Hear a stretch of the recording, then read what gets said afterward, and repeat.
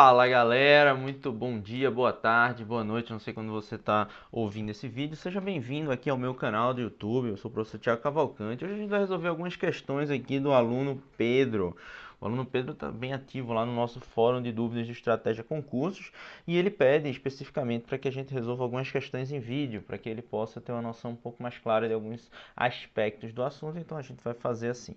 Antes de começar aqui a resolver, eu selecionei 7 questões, algumas das que ele colocou, outras que eu encontrei ali no meio do caminho, todas para a área fiscal aí, associadas ao conteúdo de banco de dados. Eu queria convidar você que ainda não me segue lá no meu grupinho do Telegram para entrar lá no Telegram e me seguir. Então você digita aí no seu browser, se você já tem o Telegram instalado na sua máquina, se eu não me engano basta você digitar t.me barra prof. Thiago Cavalcante. E aí você vai ter acesso lá ao meu canal. A gente já está com quase 2.000 pessoas. O ideal é que a gente chegue o quanto antes esse número. E aí a gente continuar crescendo. Claro, a gente atinge a meta. Depois a gente dobra a meta. Mas o que eu queria é que você participasse lá, trocasse ideias e resolvesse lá as questões diárias do conteúdo que a gente apresenta, tá bom? Vamos para as questões? Vamos falar um pouco de conteúdo agora, de assunto, para que você aprenda um pouco mais de banco de dados, né? Então a gente vai começar aqui fazendo, sim, algumas questões, né? Eu trouxe aqui a questão primeira que ele pediu para a gente comentar, analisar um pouco mais do texto, né, da questão. A questão é um pouco longa, mas ela é até certo ponto simples. Agora ela apresenta um enunciado robusto, você tem que saber exatamente onde está o detalhe que leva você até a resposta. Então veja bem, a questão é de 2014, da FCC, do Cefaz do Rio de Janeiro, né, e diz o seguinte: um funcionário ficou responsável pela elaboração de um modelo de dados, né, ele vai descrever os dados de alguma forma, e criação de um banco de dados para a Receita estadual, né? O banco de dados deve controlar os funcionários da Receita, os departamentos aos quais estão vinculados e os projetos aos quais estão alocados. Então veja que a gente tem aqui de cara 3 entidades, né? Funcionários, departamento e projetos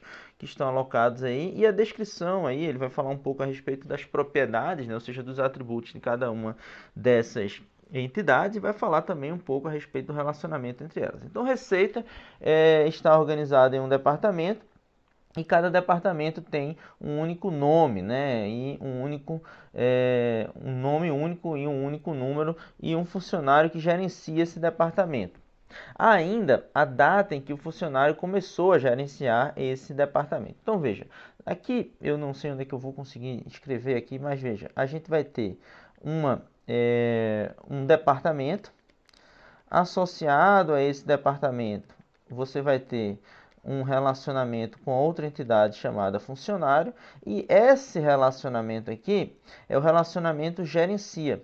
E como esse relacionamento é chamado gerencia, a gente vai pôr nele um atributo chamado a data de início, né, da chefia. Então, toda vez que o funcionário começar a gerenciar o departamento, ele vai ter uma data de início de chefia. Aí a gente vai ter aqui em departamento, ele está dizendo que tem um nome único e um número único, então você vai ter aqui um atributo que é chamado de nome, você vai ter outro atributo aqui que é chamado de número, e aí você vai construindo o seu diagrama entidade de relacionamento, depois você faz a transformação desse diagrama em um modelo relacional. Mas vamos em frente, né? Um departamento controla vários projetos, então o departamento ele vai ter uma associação aqui com projetos, tá? Então, o departamento e esse relacionamento vai ser chamado de controla, né? Cada projeto tem um nome único e um único número e uma única data de início. Então, todo projeto vai ter aqui esses atributos que ele listou aí, tá? Cada empregado tem um único número também, um número que é chamado CPF, o número de seguro social, sexo, idade, data de nascimento. Mas tudo isso aqui são atributos, né? Então, o que ele está dizendo nessas linhas são os atributos, os relacionamentos e as entidades que estão presentes no nosso modelo de dados. Todo empregado está alocado em um departamento, mas pode trabalhar em diversos projetos, mesmo que controlado por diferentes departamentos. Então, o funcionário ele pode trabalhar em vários projetos, mesmo que seja controlado por diferentes departamentos. Então, você pode acabar fazendo um relacionamento aqui entre funcionário e projeto, né? E como um funcionário pode trabalhar em vários projetos e um projeto pode ter vários funcionários, então você cria aqui um relacionamento N para N, né? Ou seja, cada projeto pode ter vários funcionários e cada funcionário pode ter vários projetos. Controla-se o número de horas que cada empregado trabalha em cada projeto, controla-se o supervisor direto de cada empregado. Então existe um autorrelacionamento aqui, que é o supervisor, né, direto de cada empregado. E existe aqui no relacionamento a quantidade de horas que cada empregado trabalha em cada projeto, beleza? Então tá aí o nosso diagrama simplificado aqui. Agora vamos para a questão, né? O que a questão pede? Considere que existe a tabela funcionário cuja chave primária é CPF. Então vamos lá. A tabela funcionário cuja chave primária é CPF. Existe a tabela departamento. Ah, professor, isso aí é uma entidade, do modelo de entidade de relacionamento. Eu não vou desenhar umas tabelinhas aqui, mas pensa que isso é uma tabela, né? Cuja chave primária é o número do departamento. O campo NDEP na tabela funcionário, ou seja, na tabela funcionário, vamos desenhar agora a tabela aqui, você vai ter um campo aqui no final chamado NDEP.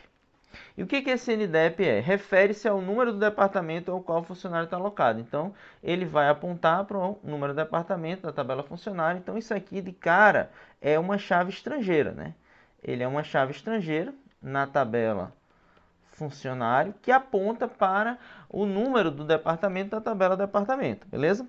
Então, ele vai dizer o seguinte, ó, o valor de NDEP em qualquer tupla da tabela funcionário deve corresponder a um valor da chave primária da tabela departamento em qualquer tupla dessa tabela. Então, qual é a ideia? Ele está dizendo exatamente isso, né? Que esse atributo NDEP ele funciona como atributo de ligação, né? E essa ligação caracteriza exatamente a ideia que a gente passa quando a gente tem uma chave estrangeira, né? Que a gente chama de foreign key, vou chamar aqui de chave estrangeira, beleza? Agora vamos ver, né? O campo NDEP pode ser, vamos lá, letra A, né? Um atributo referencial da superchave da tabela departamento. Não, veja, ele não é um atributo referencial, né? Ele é um atributo que referencia, né, a tabela departamento, né? E ele referencia exatamente a chave, né? Então isso aqui está tudo errado, né? Um atributo referencial da superchave, isso aqui o texto ele não está bem escrito, ele não está correto, né? Quando a gente diz que a gente tem uma dependência funcional ou uma referência, né? A gente diz que um atributo A, por exemplo, ali a gente pode dizer que o número do departamento, ele referencia o departamento. Então aqui a gente tem o que? A gente tem o atributo referenciado e o atributo que referencia, né? Não existe o atributo referencial, tá? Então, letra A está errado, vamos para a letra B, né? A chave estrangeira da tabela funcionária em relação à tabela departamento, aí sim, né? Aqui está certo. A gente está dizendo o quê? Que NDEP é justamente a chave estrangeira na tabela funcionária em relação à tabela departamento. Isso aqui é justamente uma restrição de integridade referencial construída onde o NDEP, ou NDEP, aponta para a tabela departamento, mais especificamente para a coluna número do departamento. Então a gente tem essa integridade referencial. A nossa resposta está aí na letra B de bola. Letra A está errada. A gente já viu, letra C está incorreta, vai dizer o quê? Que a chave secundária da tabela departamento, negativo, né? Ele não é chave secundária. A chave secundária ela tem a mesma característica, né, de uma chave primária, apenas que ela não é a chave utilizada para a ordenação da tabela, né? Então a gente teria que ter a propriedade de unicidade aí dentro, no caso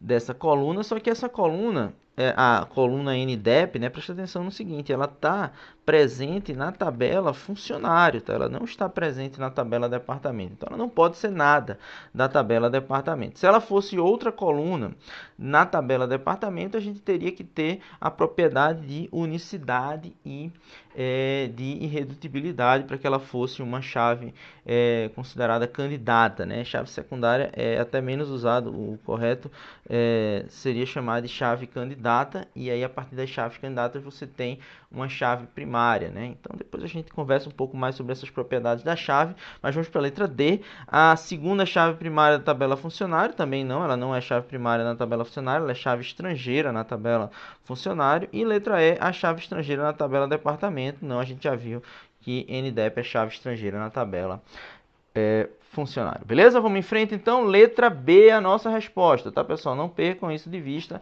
Tá aqui bem grande para você nossa resposta na letra B. Vamos para a próxima pergunta aqui, próxima questãozinha aqui do nosso amigo, nosso aluno Pedro. O que ele pergunta? E aí, professor, beleza? Poderiam explicar-me a questão em anexa a essa dúvida, de preferência item por item? Como identificam a chave estrangeira e o que seria esse símbolo de infinito, né? Estou com grandes problemas de interpretar as questões de banco de dados. Então vamos lá, vamos resolver esses problemas, né? Aqui a gente tem um relacionamento, né? A gente tem um relacionamento entre duas tabelas. Temos a tabela departamento e a tabela funcionário. E aqui a gente tem um relacionamento de 1 para n, tá, Pedro? O que acontece aqui é que alguns autores usam essa setinha ou essa notação de infinito, mas isso aqui quer dizer n, né? Quer dizer que você pode ter dentro de um departamento até vários funcionários, até n funcionários, onde n não é um número limitado, então ele coloca infinito aqui para dizer que você pode ter qualquer número de funcionários em cada departamento. Já um funcionário, pelo diagrama descrito, só pode pertencer a um departamento. Tá bom? Essa leitura cruzada a gente aprende lá na aula de diagrama, entidade e relacionamento. Agora vamos ver o que diz a questão, né? O modelo de dados mostrado na imagem a seguir apresenta o relacionamento com integridade referencial entre duas tabelas de um banco de dados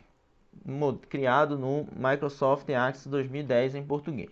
Ele deverá ser utilizado para responder a questão. Então, o que a gente pode afirmar? Vamos lá, né?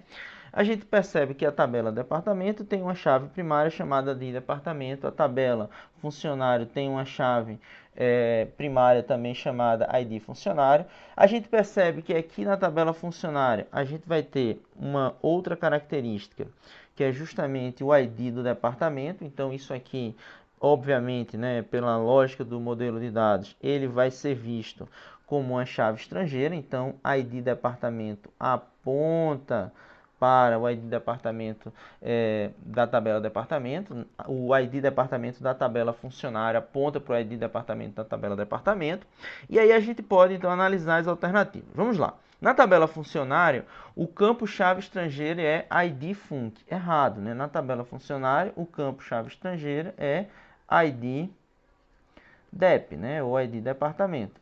O campo ID func, ele é PK, né? Ele é primary key, chave primária, tá bom? Então vamos para a letra B. A tabela departamento não possui chave primária. Errado. Todas as duas tabelas possuem chave primária, tanto a departamento quanto a funcionário. A chave primária de departamento, como a gente viu, é ID dep, né? Deixa eu só melhorar aqui. ID dep. E a chave primária de funcionário é ID funcionário, ID func, certo? Então, temos chaves primárias nas duas tabelas, letra B também está errada, né? Vamos para a letra C. O relacionamento estabelecido entre as tabelas possui um grau muitos para muitos. Errado, né? A gente viu que o relacionamento é de 1 para n, né?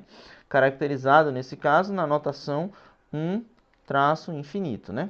Agora vamos para a letra D, né? A tabela funcionário possui chave primária e chave estrangeira, certo, né? A gente viu que ID departamento, apesar de não ter nenhuma anotação muito explícita, ele vai inevitavelmente apontar para o ID do departamento da tabela departamento. Então isso é uma chave estrangeira e o ID funcionário seria a chave primária. Então ele tem chave primária, ele tem chave estrangeira, a letra D, a nossa resposta. Vamos para a letra E. Um departamento só precisa ser cadastrado se antes, ou melhor, só precisa não, só poderá, né? Só poderá ser cadastrado se antes já tiver um funcionário cadastrado nele. É justamente o contrário, tá? Você só pode cadastrar um funcionário se o departamento já existir, porque quando você inserir o funcionário, você vai dizer qual é o departamento que ele pertence. E aí, se o departamento não tiver criado, você fere a integridade referencial, ou então você tem que passar para esse atributo o valor nulo, desconhecido. Você não sabe ainda qual é o departamento. Depois que você insere algum departamento, aí você atualiza na tabela funcionária aquela linha que você inseriu com o funcionário nulo, passando para ele um valor específico de funcionário, beleza? Então, letra E também está errada, letra D é a nossa resposta. Vou colocar aqui bem claro de novo. Vamos em frente para a próxima questão. A próxima questão são as questões do ICMS, né?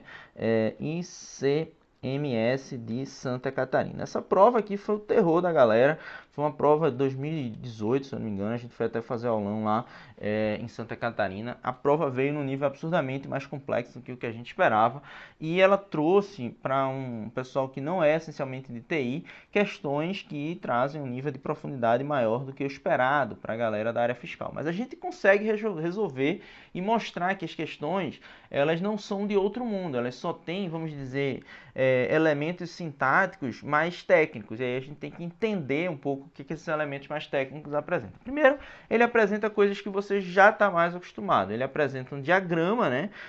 Um diagrama entidade, relacionamento, numa notação onde os relacionamentos estão descritos com a notação IDF1x, né, apresentando aqui na cardinalidade do relacionamento o pé de galinha, né, então você tem que observar isso aqui, né, quando você tem dois tracinhos, você está representando a obrigatoriedade do relacionamento, quando você tem um tracinho em uma barrinha, você está representando a obrigatoriedade e o N, né? Ou seja, cardinalidade mínima 1 e cardinalidade máxima N. Você observa aí a existência, inclusive, de índices, né? Ou seja, além da criação, no caso das tabelas, você já definiu aí quais são os índices que devem ser criados sobre essas tabelas, mas o fato é que isso aqui são tabelas e cada linha aqui acima dos índices são atributos dessa tabela, tá bem claro isso pra gente. Os atributos com chave são as chaves primárias de cada uma das relações, então você observa que item pedido tem uma chave primária composta por idem pedido, né? ID, IT pedido e ID pede, né? Então isso aqui é o que a gente chama de, no caso, a gente observa aí, né, a chave primária desses relacionamentos. Presta atenção que nesse caso específico você vê que o item pedido ele tem uma chave primária.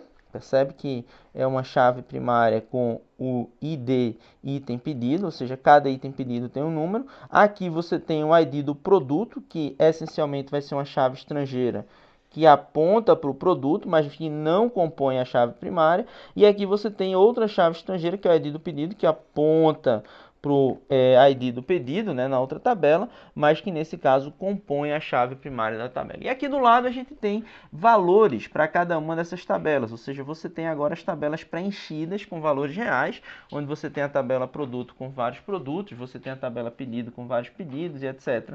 E aí a gente vai usar esses dados para trabalhar um pouco em cima das questões, tá bom? Vamos fazer as questões rapidinho, você vai ver que não é nada do outro mundo. Vamos começar aqui pela primeira questão, que diz o seguinte, olha só. Considere que um auditor digitou um comando para inserir valores na tabela item pedido. Então, item pedido é essa tabela aqui, beleza? Vamos inserir quais valores nela? Vamos inserir 2, 500, 7 e 14.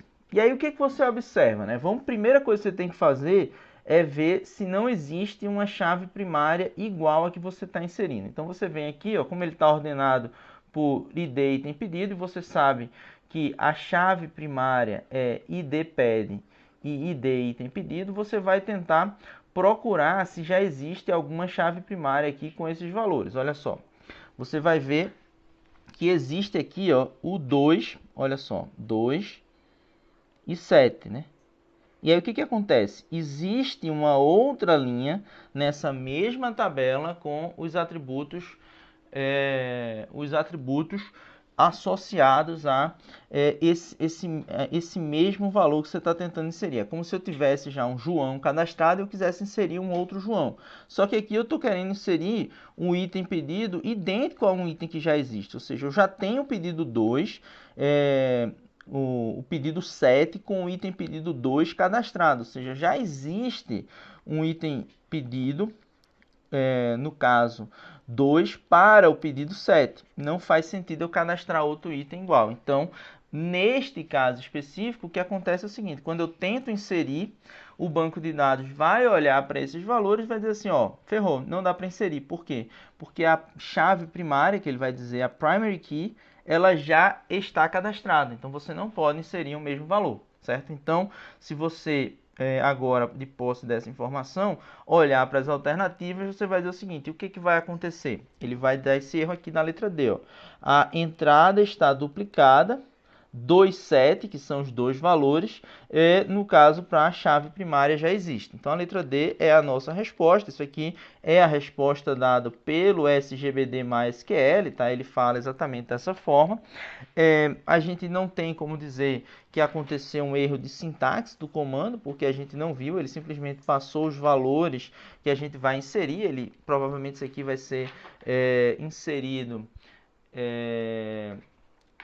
isso vai ser inserido por um comando insert, né? Então você vai ter um insert into, e aí você vai dizer qual é o nome da tabela, né? A tabela é a tabela item pedido, né? No caso, a gente vai ter que passar aqui o nome da tabela, item pedido, e aí você vai colocar values, e aí dentro do parênteses você vai passar os values, no caso são todos numéricos, né? Então é 2, 500, 7 e 14, ponto e vírgula. Esse comando vai tentar inserir esses valores dentro dessa tabela. Como não vai dar certo, né? A gente viu que não existe o valor, ou já existe o valor 2 e 7, então a letra D acabou sendo a nossa resposta. Na letra B, ele vai dizer que existe um out of range, né? Esse out of range é que está fora dos valores válidos, ou quantidade item pedido. Isso aqui não faz sentido. Veja que ele passou 500 aqui, não existe nenhuma restrição em relação a esses números no modelo, então não vai dar out of range. Ele está dizendo na letra C, cannot add a child row, a foreign key constraint fail. Ele está dizendo que existe um problema de chave estrangeira. Nesse caso, a gente não chegou a verificar a chave estrangeira, mas se a gente chegasse a verificar, que seria o próximo passo, né, a gente precisava saber se 14, né, que é o ID do produto, ele existe, né? Então, quando a gente vai inserir, a gente tem que vir aqui, ó, nessa tabela produto, veja que 14 existe como um produto. Então, não seria um problema inserir essa coluna 14 aí, beleza? E a letra E, ele está dizendo que deu tudo certo, não é verdade, a gente viu que deu um erro, então a letra D é a nossa resposta, tá bom? Vamos em frente, então. Temos mais uma questão aqui nessa mesma linha de raciocínio, olha só. No modelo apresentado, a entidade item pedido, aí a gente tem algumas alternativas aqui, tá? Então, vamos a elas, né? Letra A, possui chave primária composta. Então, vamos lá, a gente está em item pedido, ele produz chave primária composta. Quem são os atributos que compõem a chave primária? ID, item pedido, e ID pedido, né? ID produto. ID produto está aqui, mas ele não é parte da chave primária, ele não tem a chavezinha aqui do lado, né? Então, possui chave primária composta, mas não possui chave estrangeira. Errado, né? A gente viu que existem, olha aqui, FK, tá vendo? Duas chaves estrangeiras estão listadas aqui nos índices, e a gente percebe que uma delas, a gente já tinha comentado isso, né?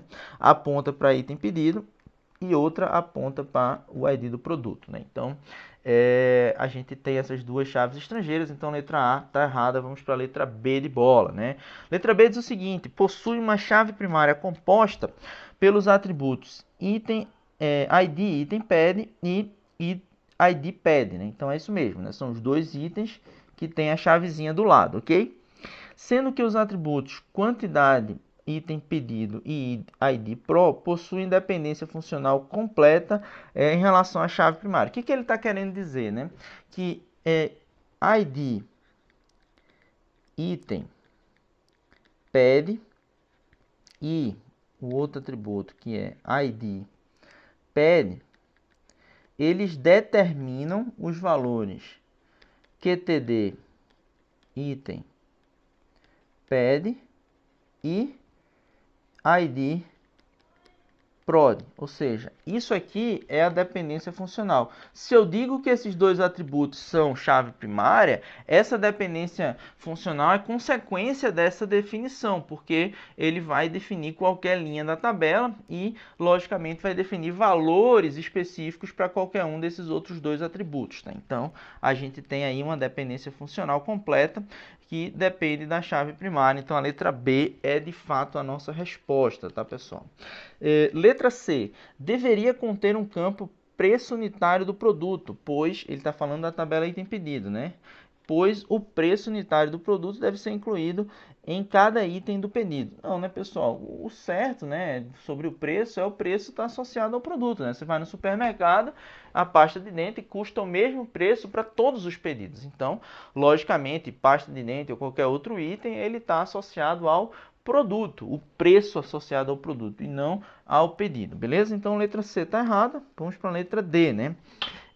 Letra D diz o seguinte: está relacionado com as entidades pedido e produto, usando a notação IDF1X for information. Veja bem, ele usa parte da notação IDF1X, mas ele não usa a notação completa de IDF1X. Então, por isso que a gente não pode dizer que a letra, no caso aqui, a letra D, que ela está correta, né? O modelo IDF-X, ele usa outros aspectos, em especial na ligação. Por isso que quando eu apresentei o modelo, eu disse assim, ó, ele está usando aqui pé de galinha nos relacionamentos. Isso aqui não é a representação IDF-X. IDF-X, se fosse representado aqui, ele muito provavelmente teria situações do tipo uma bolinha aqui, e aí você teria um traço, mais uma vez, e aqui você teria mais uma bolinha aqui. E aí, como nesse caso a gente tem um ou mais, né? Então a gente teria um P aqui, dizendo que essa situação, essa anotação aqui, representa, no caso, um ou mais, né? Então, essa seria a anotação correta para usar toda a anotação IDF1X. Então, não tem como a gente marcar a letra D como resposta, certo? E vamos então para a letra E. A letra E diz o seguinte: possui uma relação de cardinalidade N para N com a entidade produto e 1 para N com a entidade pedido. Errado, né? A gente tem para os dois lados uma cardinalidade de 1 para N, né? Então, não temos como falar que a alternativa E está correta. Essa cardinalidade aqui, pé de galinha, nos permite verificar a cardinalidade máxima e mínima de cada um dos relacionamentos. Então, aqui, por exemplo, a gente teria cardinalidade mínima 1, cardinalidade máxima 1, e aqui a gente teria, no pé de galinha, cardinalidade mínima 1 e máxima N, né? A gente vê que tem um tracinho aqui representando a cardinalidade mínima 1. Quando a cardinalidade mínima é 0, existe uma bolinha aqui no lugar desse tracinho, fica uma bolinha com um pezinho de galinha embaixo, beleza? Então, letra E também não pode ser a nossa resposta. Vamos para a próxima questão, mais uma questãozinha dessa mesma prova. Professor, essa prova foi dos infernos, hein? Foi uma das provas mais difíceis para a área fiscal que a gente já viu aí nos últimos anos, tá bom? Então, vamos para essa questão 5 aqui. Temos mais umas 3 questões dessa prova para a gente aprender um pouco mais de banco de dados. Olha só, o auditor tentou incluir os dados abaixo na tabela pedido. Olha só, a gente tem a tabela pedido, está aqui embaixo, né? Você vai incluir esses dados. Então, ele vai colocar aqui 13, 2018, 07, 22, e aqui ele colocou o ID do cliente 12. Aí você vai perguntar, isso aqui é o quê? É uma coluna que aponta para a tabela cliente, né? Você vai lá na tabela cliente, existe o cliente 12? Não, se não existe o cliente 12, isso aqui vai ferir o quê? A integridade referencial, ou seja, vai ferir aí a chave estrangeira, né? Então não tem como a gente aceitar essa inserção, o banco de dados vai dar um erro. Então, ao executar a inclusão, ocorreu um erro. Ele quer saber por quê? Justamente porque o cliente número 12, ele não está cadastrado na tabela cliente, né? Então, não tem como você inserir esse valor, entendeu?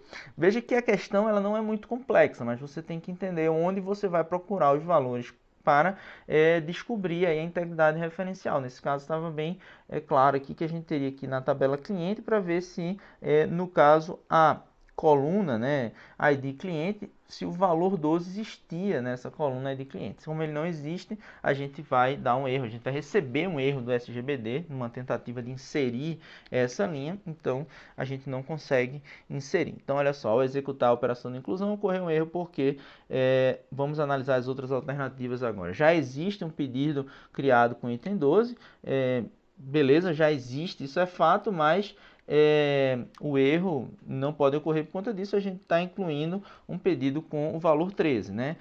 No caso, não existe um pedido cadastrado com valor 13, isso aqui é condição para que a gente possa inserir e não problema por conta do erro, tipo, como a gente sabe que o ID pedido é a chave primária, a gente vai ter que inserir um valor que ainda não existe, né? Então, como 13 não existe na tabela pedido, na coluna ID pedido, então a gente está tranquilo quanto a isso, né? Então, isso aqui não seria uma causa do erro, mas sim uma condição para que a inserção fosse feita, não existir um pedido cadastrado com a ID 13. A letra C a gente fica a nossa resposta, a letra D, mais uma vez, já existe um pedido cadastrado com a ID 13, não existe, né? E a letra E diz que a data cadastrada não existe, né? 22/7 de 2018 é uma data válida, né? Então, letra E também está errada, a letra C é a nossa resposta. Beleza? Vamos em frente. Vamos agora para a próxima questão, questão de normalização, né? Pessoal, não se percam com normalização. O que é a normalização? Mais uma vez aqui para vocês não se perderem com isso. Normalização é um processo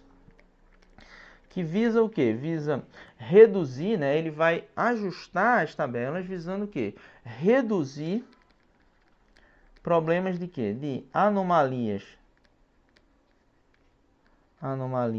de atualização,